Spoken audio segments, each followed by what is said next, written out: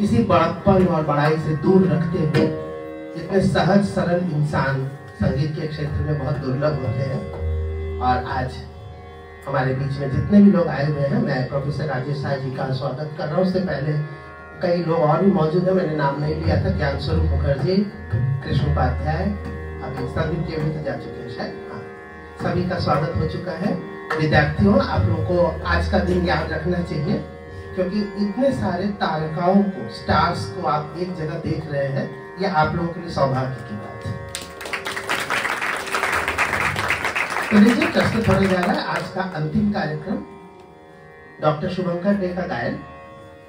इनके साथ तबला पंडित आशीष सेनगुप्ता जी हैं, बजा रहे हैं, जो कि दिल्ली से पधारे हैं। दिल्ली के बहुत ही मशहूर कलाकार हैं, देश में कम विदेश में ही बहुत रहते हैं। हमेशा कब कहाँ रहेंगे पता नहीं चल पाता है, लेकिन जहां जहां जाते हैं अपने वादन का धूम मचाते हैं। इनकी शिक्षा पंडित स्वपन चौधरी जी से, और उससे भी पहले पंडित महापुरुष मिश्र जी से, और भी बहुत सारे गुरुओं से उन्होंने शिक्षा प्राप्त की है। तीसरे कौन? अच्छा, बनारस घराने के, मैंने कल सुना था, बोल दिया था, नंकू महाराज जी। नंकू महाराज जी, महापुरुष मिश्रा जी, ये दोनों ही काशी के रत्न रहे हैं। और इनके वादन की शैली पर मुझे तो बनारस घराने की इतनी जबरदस्त छाप दिखती है कि सोलो में तो चलिए अपने अपने घराने की सभी दिखा लेते हैं, लेकिन जब संगत करते हैं तो घराने की तालीम के अनुसार, उसी स्टेप्स के अनुसार बजाते हैं। हमें बहुत आश्चर्य हुआ, तो मैंने खुद ही पूछा कि आपका बनारस घराने से ताल्लुक है क्या? ये अभी हाल ही की बात है। तब इन्होंने बताया, क्योंकि हमें स्वपन चौधरी जी का तो पता था, लेकिन ये अनाउंसमेंट मैं कहीं सुन नहीं पाया हूँगा। फिर मुझे पता चला कि पंडित महापुरुष मिश्र जी से सुना है, सीखा है। महापुरुष मिश्र जी कलकत्ता में रहते थे, लेकिन बनारस जिनसे जाना जाता है, पंडित अनोखेलाल मिश्र जी के एक खास शिष्य हुआ करते थे। और पुराने रिकॉर्डिंग्स वगैरह में उनके हमने थोड़े थोड़े बात सुना है संगत के रूप में। सोलो तो नहीं सुना, लेकिन गुणीजनों से सुना है कि बहुत ही गुणी व्यक्ति थे। और बनारस घराने के जो अनोखेलाल जी की शैली के जो तबला वादन है, उसको वो बहुत बखूबी निभाते थे और अच्छे अच्छे शिष्यों को तैयार किया।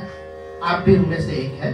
नंकू महाराज जी भी बनारस के हैं, और इस समय जिनसे सीख रहे हैं उनका तो पूरे विश्व भर में वे चर्चित तबला वादक हैं, पंडित स्वपन चौधरी जी।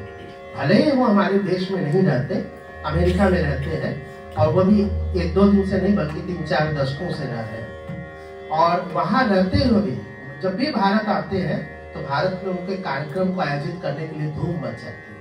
हर जगह से बुलावा आता है हमारे यहाँ। आज भी उनका उतना ही क्रेज है। इतने सज्जन इंसान है, मैं उनसे मिला भी हूँ। शुभंकर भिलाई में, एक बार भिलाई में और एक बार कलकत्ता में, 2 जगह बैठ के शुभंकर का गायन सुन के उनको आशीर्वाद भी दिया था। और आज शायद यही संयोग बना कि उनके सामने गा करके उनसे आशीर्वाद और तारीफ पाया उसने। और साथ ही जब भी वो मिलते हैं तो वो याद भी करते हैं। ये एक बड़ी बात है। कलाकार तो इतना जल्दी भूल जाता है सबको, लेकिन स्वपन जी ऐसे नहीं है। तो उनके शिष्य और उनके द्वारा स्नेह पात्र 2 व्यक्तियों का आज हम यहाँ सुनने जा रहे हैं। तानपुरे पर बैठी है जयंतिका दे, शुभंकर की बहन, और हारमोनियम पर पुनः प्रवीण सिंह। आप आश्चर्य कर रहे होंगे कि फोटो तो किसी और का लगा है, लेकिन यही होता है। कार्यक्रम बड़े भाग्य की बात है। आज अगर ये अभी नहीं बजा रहा होता तो ये इतना अच्छा बजाने लग गया है, ये मुझे भी पता नहीं चला था। इससे पहले भी कई बार बजाए, लेकिन हम आज पहली बार, मुझे बहुत अच्छा इम्प्रेस होने का मौका मिला। हर्षित उपाध्याय पटना से आ रहे थे, उनका ट्रेन काफी लेट हो गई, 2.5-3 घंटा से ऊपर लेट है और समय पे नहीं पहुंच पाए। कोई बात नहीं, उनकी अनुपस्थिति ने हमें प्रवीण सिंह की कला से परिचित होने का मौका मिल गया। यद्यपि मेरे विद्यार्थी हैं, लेकिन अब सामने जब तक अलग से न बजाए तो पता नहीं चल पाता है।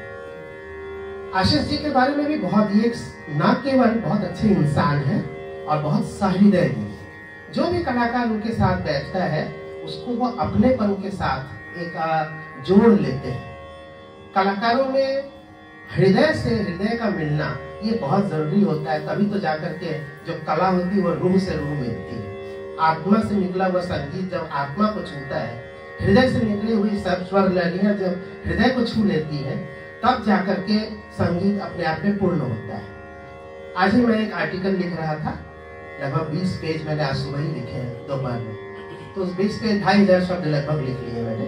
उसमें मैं इन्हीं बातों को स्पष्ट कर रहा था कि हृदय के जो भाव हैं वो अब न उठ रहे हैं नए नए कलाकारों में, और न वो श्रोताओं तक संप्रेषित हो पा रहे हैं। और अगर भाव ही नहीं है तो ये स्वर, ताल, लय और राग ये किस काम के हो? जब तक उसमें भाव पैदा नहीं होगा, और उस भाव केवल पैदा होने से नहीं होगा, उस भाव को खुद अनुभूति करते हुए उसको दूसरे के हृदय तक पहुंचाने का ये जो तार जोड़ने का पुराने कलाकारों ने किया है, ये बहुत कम आजकल होने लगा है। गले की हरकत, कलाबाजियां, तान की बेमतलब की आवाजाही, दौड़ा दौड़ी, इन सब के चलते हमारे संगीत का कितना बड़ा नुकसान हो रहा है, ये कुछ कहने की बात नहीं। सभी महसूस करते हैं, सभी जितने कलाकार हैं सभी परेशान हैं कि तबला बजेगा तो उसी जगह बजे जहां से और कुछ दिखे ही नहीं। अगर गाना हुआ तो वो बुलेट ट्रेन की तरह ही चलने लग जाए। तो हर चीज अगर बुलेट ट्रेन और शिनकानसेन की तरह चलेगा तो फिर ये बाकी ट्रेनों का क्या होगा? तो इसीलिए आज जिसकी जरूरत है, इसीलिए हम लोग यहाँ पे जो कार्य करते हैं, अभी हमने आप लोगों ने गायन सुना प्राप्ति का, इससे पहले आपने तबला वादन भी सुना छोटे से बच्चे का।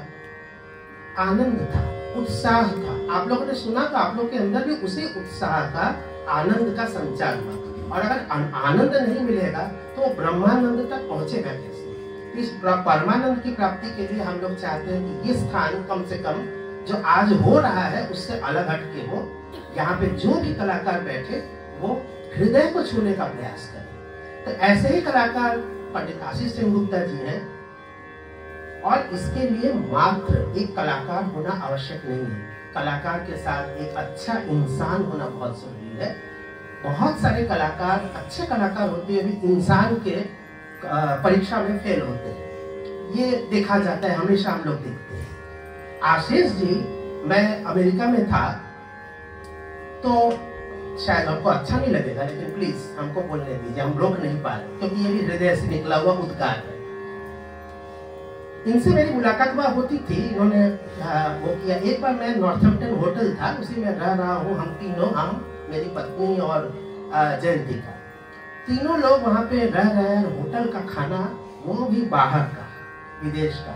आसपास कई होटल रेस्टोरेंट चारों ओर देख लिया, कहीं भी मजा ही नहीं आ रहा है खाना खाने में। और वो 1-2 दिन की बात है तो मुझे कोई दिक्कत नहीं, मैं आराम से खा के जिंदा रह सकता हूँ। 15 दिन रहते, 7 दिन होते होते तो जैसे लग रहा था कि एकदम परेशान हो गए थे कि क्या करें, कहाँ से खाना खाए, किसके यहाँ चले जाए। वही पिज्जा, वही बर्गर, वही चाइनीज खा खा के एकदम। और उस होटल में तो मैंने खाना बंद कर दिया था, ऐसा लग रहा था कि बासी खाना गर्म कर करके खिला रहा है। अमेरिका की बात है, मैं यहाँ की बात नहीं कर रहा हूँ। लेकिन परेशानी थी, तो इन्होंने हमसे ऐसे ही पूछा फोन पर कि बोले और कैसा चल रहा है, क्या खा रहे हो, क्या करो, खाने की बात पूछे। तो आपने कहा अरे बड़ी दिक्कत है, पता नहीं क्या क्या खा रहे हैं। तो इन्होंने कुछ नहीं कहा, अपने एक विद्यार्थी को पकड़ा उन्होंने, जो वहाँ पे प्रोफेसर है, अजय सिन्हा। अजय सिन्हा को पकड़ कहा कि इधर कहाँ इंडियन शॉप जहाँ सारी चीजें मिलती है, जरा वहां ले चलो। गए, अपने हाथ से सारा खरीदा, खरीद करके अपने हाथ से एक बाहर की धरती पर, बाहर के मकान में, दूसरे की रसोई में खड़े होकर के सारा खाना बनाया। और इतना ही काफी नहीं था।